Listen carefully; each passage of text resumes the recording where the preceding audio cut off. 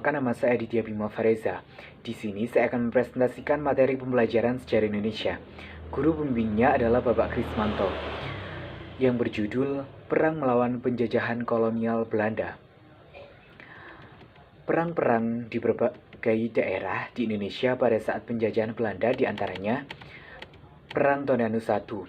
Perang Tondano I berlangsung pada masa kekuasaan VOC pada saat bangsa Barat datang. Ternyata bangsa Spanyol telah menduduki Minahasa lebih dahulu. Orang-orang Spanyol juga memiliki misi untuk menyebarkan agama Kristen. Tokohnya adalah Franciscus Cafres. Bangsa Spanyol dan Minahasa menjalin hubungan perdagangan yang baik. Namun, hubungan tersebut merenggang karena kedatangan VOC pada abad ke-17. Saat itu Gubernur Ternate bernama Simonchos yang sedang di bawah pengaruh VOC diberikan kepercayaan untuk membebaskan Minahasa dari Spanyol. Simonchos mengawasi pantai timur Minahasa. Akhirnya, perdagangan Spanyol mulai tersingkir akibat ulah VOC.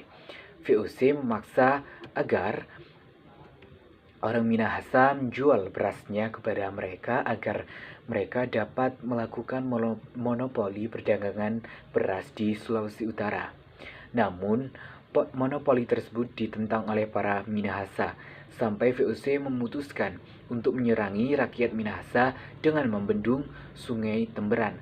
Akhirnya, sungai tersebut meluap dan menggenangi Minahasa hingga mereka membangun rumah apung di Danau Tondano. Namun Simonchos malah memberikan ultimatum yang berisi: 1. Orang Tondano harus menyerahkan para tokoh pemberontak kepada VOC. 2. Orang-orang Tondano harus membayar ganti rugi dengan menyerahkan 50 atau 60 budak sebagai ganti ruginya.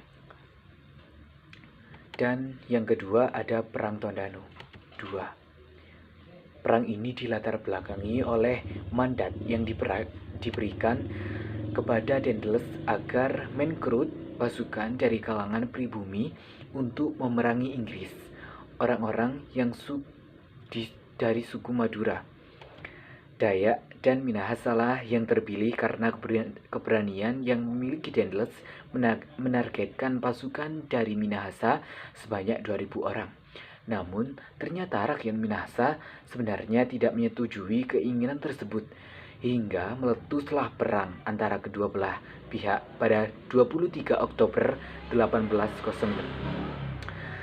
Belanda berhasil merusak pagar bambu berduri yang merupakan pembatas danau dan kampung. Dan yang kedua yakni Patimura angkat senjata. Bangsa Barat telah merusak tata ekonomi di Nusantara. Maluku yang tadinya tenang karena kedudukan Inggris di bawah Raffles di Maluku tidak meresahkan, malah menjadi runyam saat Belanda menduduki Maluku.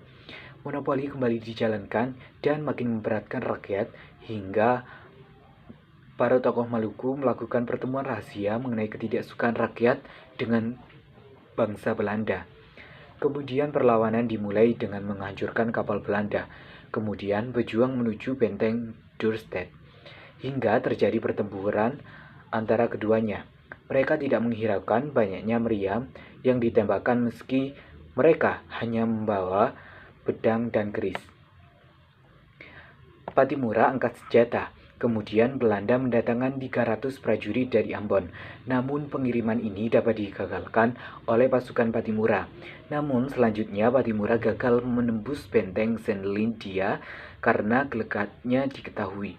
Belanda akhirnya mencoba berunding dengan rakyat Maluku, namun tidak ada jalan keluar hingga pada Agustus 1817 Sapurau diblokade hingga Dorstad, dan daerah di kepulauan itu jatuh lagi ke tangan Belanda. Patimura terus melawan, namun pada November Paulus Tihahu meninggal hingga 16 Desember 1817 Patimura dihukum gantung di alun-alun Ambon dan Kristen Tihahu dibuang ke laut antara Pulau Baru dan Pulau Tiga saat hendak dijadikan pekerja rodi di Pulau Jawa. Yang ketiga adalah Perang Padri. Perang Padri terjadi di Minangkabau, Sumbar, pada 1821 sampai dengan 1837. Perang Padri adalah perang saudara antara kaum Padri dan kaum adat. Pertentangan tersebut dijadikan sasaran bagi Belanda. Tahun 1821, James Dupuy dijadikan residen Minangkabau oleh Belanda. Ia mengadakan perjanjian persahabatan dengan tokoh adat. Maka pada 18 Februari 1821, Belanda berhasil menduduki Simawang karena Belanda menembakkan meriam dan menempatkan 100 orang di serdadu. Meletuslah Perang Padri pada 1821. Perang Padri dapat dibagi menjadi 3 fase, yaitu sebagai berikut. Perang Padri fase pertama yakni tahun 1821 sampai dengan 1825. Kaum Padri memulai fase pertama dengan melakukan penyerangan di pos dan penyengatan patroli Belanda. Tuanku Pasman menggerakkan 25.000 pasukan untuk menyerang hutan sebelah timur gunung. Pasukan Belanda menggunakan meriam, sedangkan kaum Padri menggunakan tombak dan perang.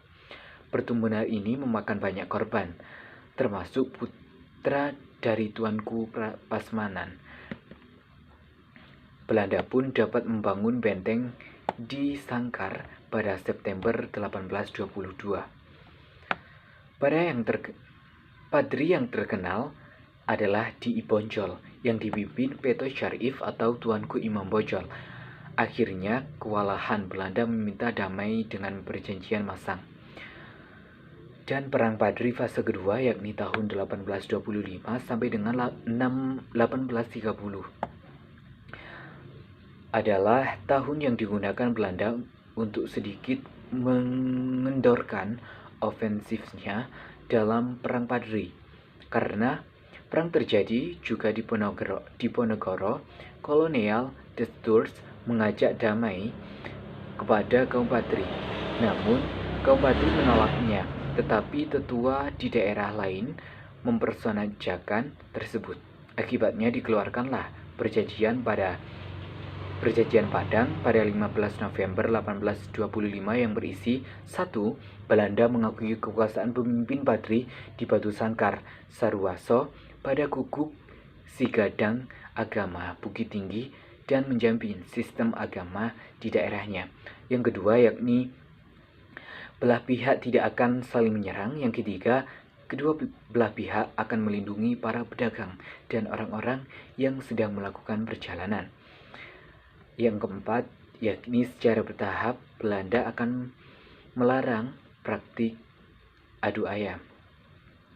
Perang Padri fase ketiga, yakni pada tahun 1830 sampai dengan 1837. Pada fase ketiga, kaum Padri untuk mendapatkan simpati dari kaum adat, maka kekuatan rakyat jadi meningkat. Namun, karena perang di Ponorogo telah selesai, maka Belanda mengarahkan semua tenaganya untuk menghadapi kaum Padri. Belanda terus menyerang dengan pasukan yang banyak, yang juga datang dari Pulau Jawa. Penyerangan yang paling brutal adalah yang terjadi di Guguk Sigendang karena terjadi penyembelihan dan penyincangan terhadap kaum Padri. Akhirnya Belanda menyusun strategi damai dengan mengeluarkan plakat panjang. Perang Padri fase ketiga, 1830 sampai dengan 1837. Fase ketiga tidak selesai begitu saja. Selanjutnya Belanda mengajak Tuanku Imam Bonjol untuk berdamai. Imam Bonjol mau berdamai dengan syarat tidak boleh ada lagi kerja paksa di negaranya.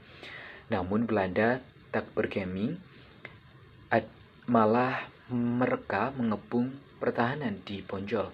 Akhirnya pada 25 Oktober 1837, Tuanku Imam Bonjol ditangkap dan dibuang ke Cianjur.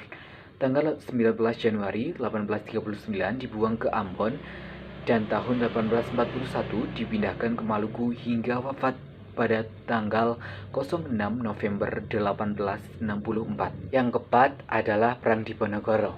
Perang ini dilatar belakangi oleh campur tangan Belanda di Surakarta dan Yogyakarta. Belanda mengizinkan perusahaan asing menyewa tanah di Yogyakarta. namun sekaligus menyewa penduduknya, hingga dijadikan pekerja paksa. Pemerintahan Farde Kapalen sangat merugikan dengan kewajiban rakyat membayar berbagai pajak. Sementara itu, terjadi juga kesenjangan rakyat membayar berbagai pajak. Kolonial dan kasta.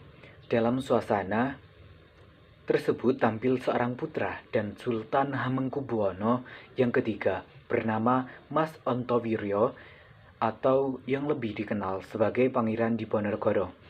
Diponegoro akhirnya menentang Belanda dan pada 20 Juli 1825 meletuslah Perang Diponegoro. Perang Diponegoro berawal dari pemasangan patok oleh Belanda di pekarangan Pangeran Diponegoro. Perang dimulai pada 20 Juli 1825. Terjadi pertempuran sengit antara keduanya, namun hanya selesai ketika Tegal Reja di bumi hanguskan. Kemudian Diponegoro menyusun langkah-langkah sebagai berikut. 1. Merencanakan serangan ke Keraton Yogyakarta dengan mengisolasi pasukan Belanda dan mencegah masuknya bantuan dari luar. Yang kedua, mengirim kurir kepada para bupati atau ulama agar mempersiapkan perang melawan Belanda. Yang ketiga, yakni menyusun daftar nama bangsawan, siapa yang sekiranya kawan atau lawan. Yang keempat, yakni membagi kawasan Kesultanan Yogyakarta menjadi beberapa mandala perang dan mengangkat para pemimpinnya. Perang Diponegoro. Namun saat ingin menyerang ke daerah Gowok, pasukan Diponegoro ditahan oleh Belanda. Tetapi pasukan terus mencoba dengan menyerang daerah lain.